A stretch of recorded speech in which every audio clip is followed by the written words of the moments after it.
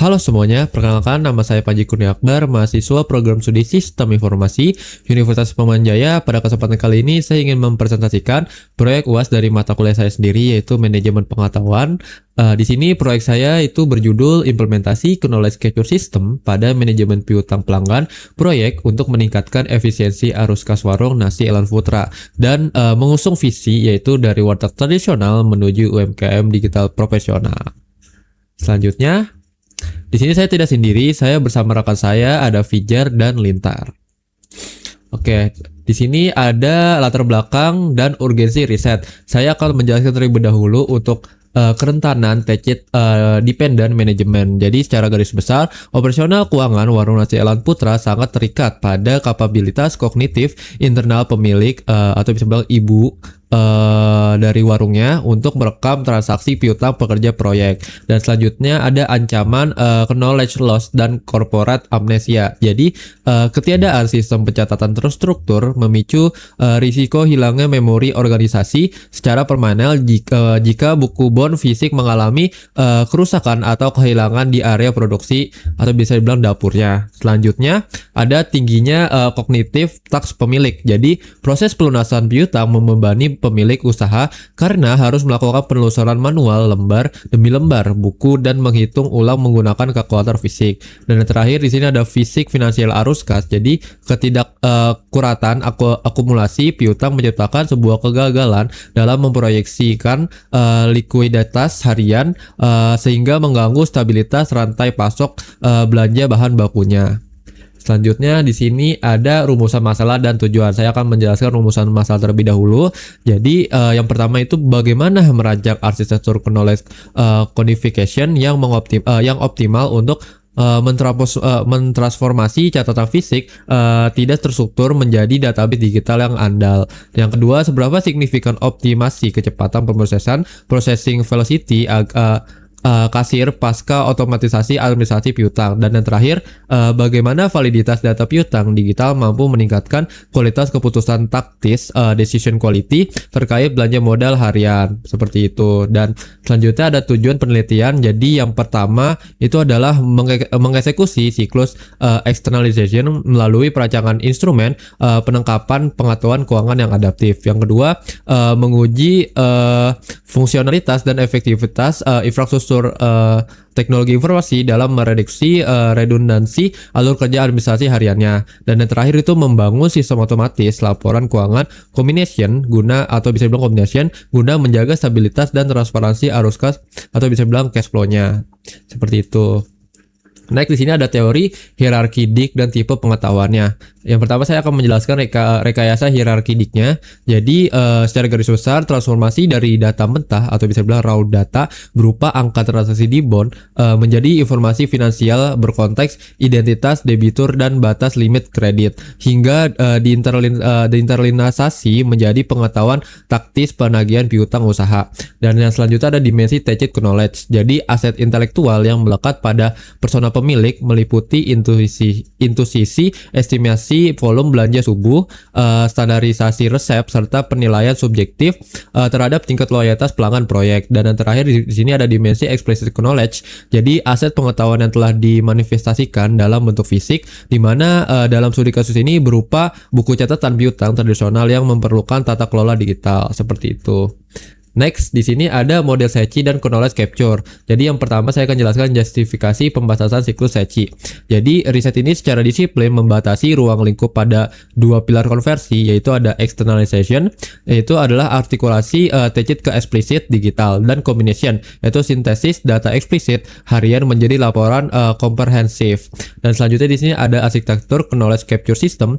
Jadi sistem diorientasikan untuk mengekstrak pengetahuan tidak terstruktur yang tersebar pada individu dan artefak kertas untuk disinkronisasikan ke dalam sistem informasi perusahaan. Dan yang terakhir di sini ada fungsi knowledge reservoir menjadi berperan sebagai pusat penyimpanan memori organisasi atau bisa bilang organisasi memori guna mengamankan keberlangsungan bisnis dari ancaman kegagalan operasional apabila manajemen inti absen, seperti itu. Next, di sini ada metodologi dan alur penelitian. Dan yang pertama di sini ada paradigma penelitian. Jadi menggunakan pendekatan kualitatif deskripsi untuk mengkaji fenomena kendala administratif secara naturalistik, mendalam dan berbasis fakta di lapangan. Yang kedua adalah mekanisme data capture. Jadi data premier diekstrak melalui wawancara mendalam, in-depth interview, untuk bisa dibilangnya bersama pemilik selaku pemegang utama pengetahuan operasional, atau bisa dibilang knowledge holder. Dan yang ketiga di sini ada observasi empiris. Jadi di sini melakukan pengamatan langsung terhadap interaksi kasir, pola penulisan nota manual serta durasi penghitungan saldo piutang harian. Dan yang terakhir di sini ada alur rekayasa solusi. Jadi prosedur analisis data berjalan secara runut dari konstruksi masalah atau bisa bilang problem mapping, terus lanjut ke identifikasi jenis pengetahuan hingga pemodelan solusi berbasis siklus Secchi, seperti itu. Next, di sini ada kontingensi, tugas dan strategi. Jadi yang di sini saya akan jelaskan dinamika lingkungan dan taks university-nya. Jadi operasional bisnis warung nasi Elang Putra sangat dipengaruhi oleh fluktuasi intensitas pekerja di kawasan proyek sekitar. Nah, di sini itu memicu sebuah tingginya ketidakpastian volume transaksi hariannya. Dan selanjutnya ada strategi kompetitif via diferensiasi. Jadi guna memenangkan pasar, warung menerapkan strategi diferensiasi dengan memfasilitasi sistem catering kredit custom atau bisa bayar tempo bagi pekerja proyek. Dan yang terakhir adalah teknologi sebagai penopang strategi. Jadi keandalan data piutang digital menjadi persyaratan mutlak guna memastikan strategi diferensiasi ini tidak mengancam likuiditas internal si usaha tersebut. Seperti itu. Next, di sini ada Secchi eksternalisasi. Jadi yang pertama saya akan jelaskan kodifikasi data piutang. Jadi proses formalisasi memori personal pemilik dan coretan kertas manual yang tidak teratur ke dalam struktur database digital yang baku. Selanjutnya adalah prosedur operasional baru. Jadi setiap kali transaksi non tunai terjadi, kasir langsung melakukan sebuah input data parameter nama pelanggan, menu, tanggal dan nominal secara real time ke dalam antarmuka aplikasinya. Dan yang terakhir di sini ada transformasi pengetahuan. Jadi informasi keuangan yang tadinya bersifat statis dan terisolasi di lembaran buku kini bertransformasi menjadi aset digital yang dinamis dan mudah diakses atau bisa dibilang searchable, seperti itu. Next, di sini ada Secchi tahap kombinasi.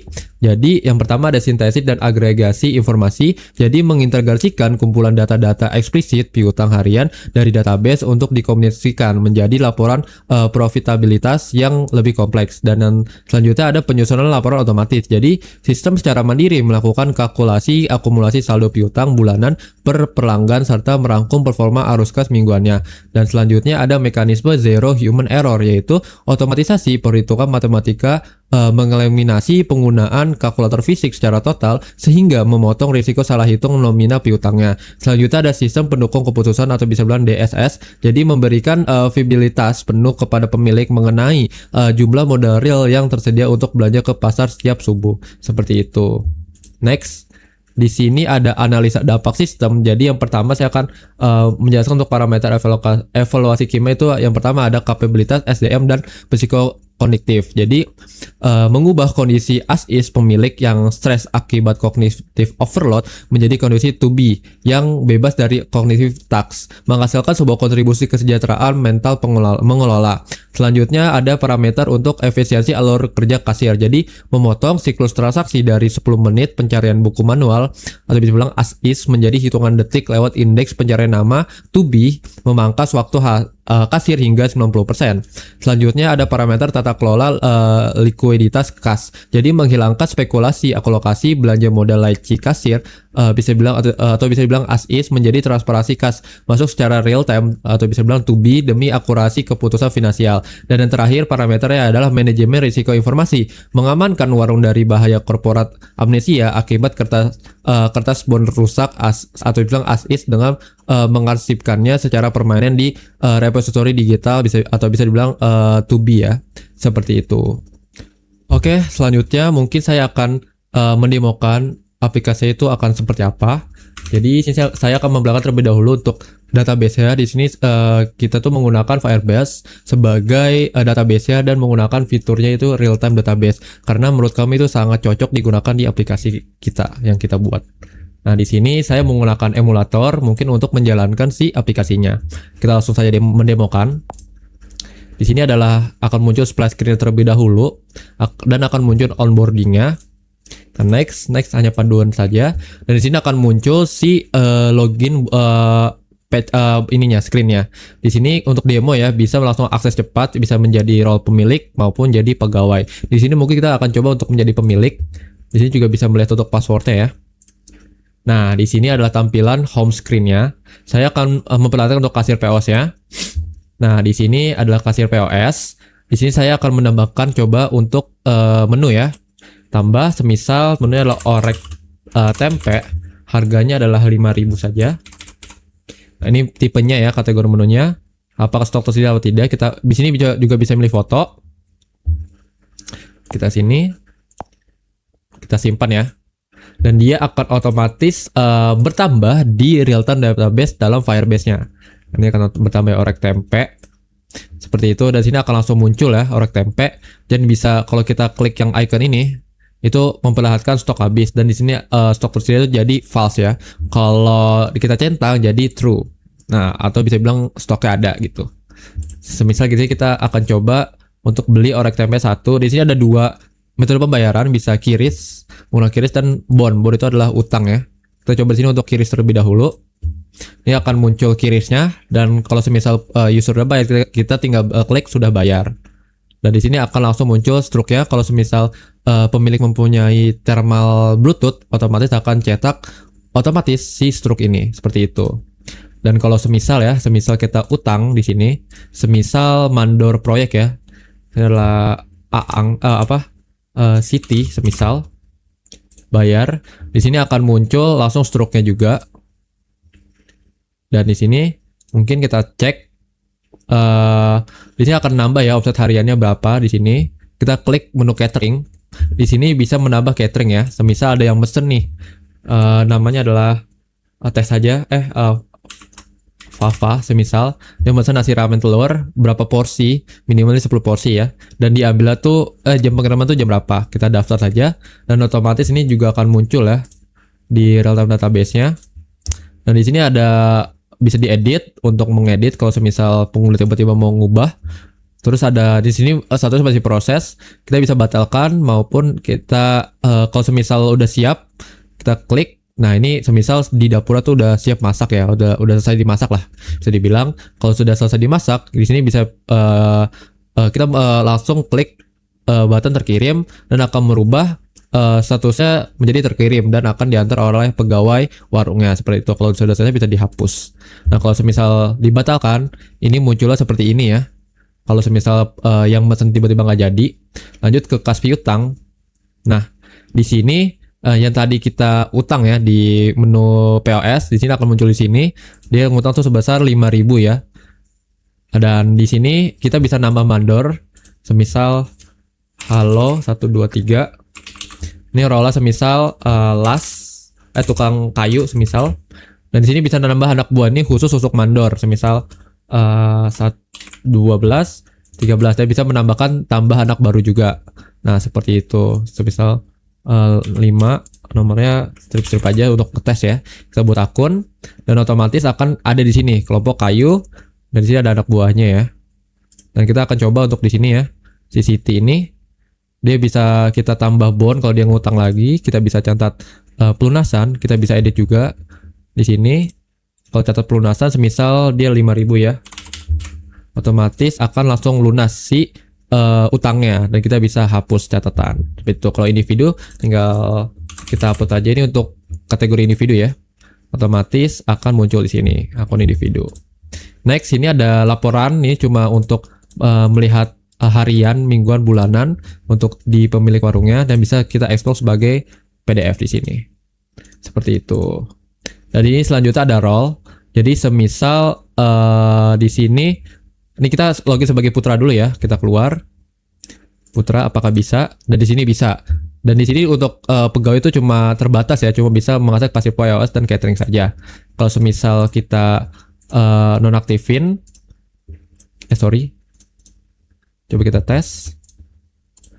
Di sini kita tes. Nah, ini nggak bakal bisa ya karena kita nonaktifin dari si pemiliknya. Dan di sini ada bisa mengubah nama, semisal halo.